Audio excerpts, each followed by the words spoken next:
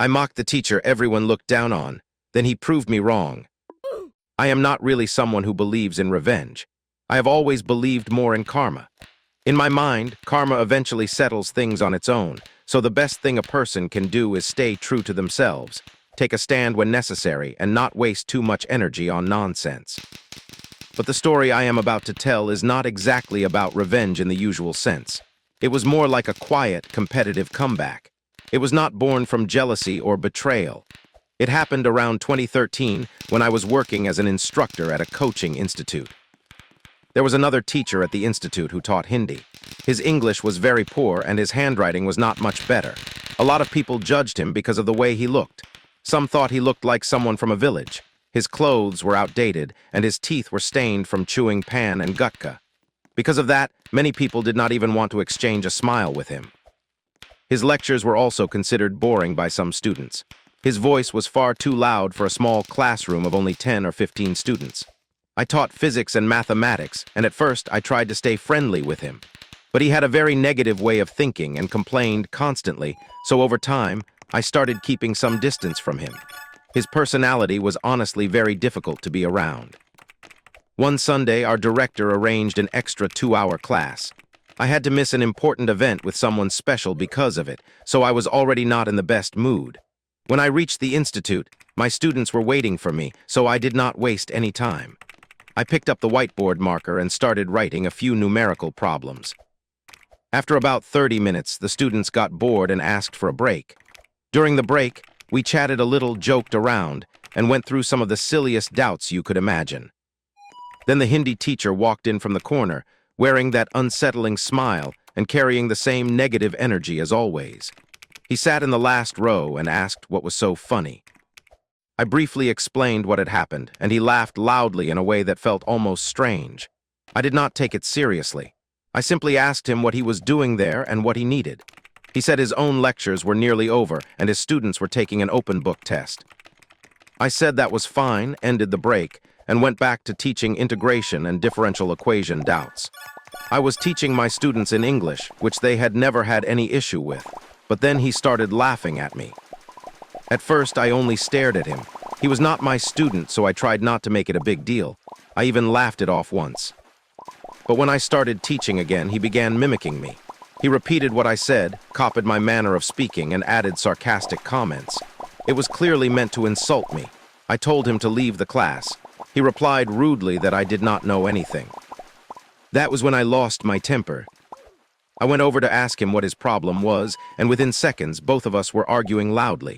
Our voices were practically louder than a loudspeaker. In less than a minute, the director came in and interrupted us. My students held me back while we exchanged heated words. Eventually, I turned away and went back to the class. My students tried to calm me down. They told me he was nowhere near my level and did not have the ability to challenge me.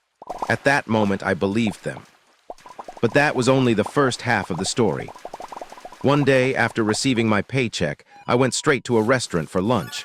Because of that, I reached almost an hour late for my class. I informed the director and rushed to the institute. When I arrived, I saw the same teacher standing inside my classroom, watching over my students. My mood instantly dropped. I was angrier than before. I walked into the class without even looking at him, and he left quietly without creating any scene. Still, somewhere inside, I felt I should forgive him and even apologize just to end the matter. The whole situation had created too much negativity, and I did not want to keep carrying it. I decided I would talk to him after class. I asked my students to solve the last question we had left unfinished, the same question that remained unsolved because of our earlier argument. While I was writing the topic on the whiteboard, one student silently placed his notebook on the first bench. When I turned around, I looked at the notebook. It was the same question I had left unsolved in the previous lecture. But this time it was solved.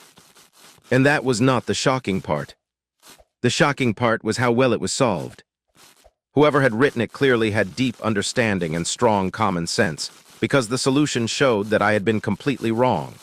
The handwriting was terrible, and the explanation was written in Hindi, but the logical steps were extremely accurate. It went beyond my own thinking.